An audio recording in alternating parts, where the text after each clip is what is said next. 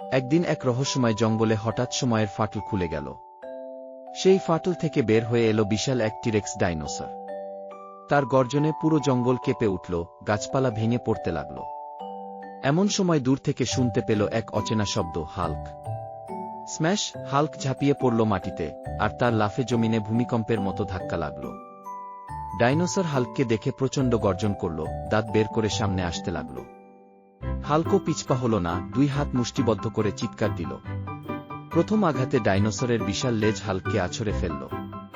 Hulk গড়িয়ে গেল অনেক দূর পর্যন্ত, কিন্তু তার শরীর ভাঙল না। রাগে হাল্ক আরও ভয়ঙ্কর হয়ে উঠল। সে এক লাফে ডাইনোসরের ঘাড়ের কাছে গিয়ে প্রচণ্ড ঘুষি মারল।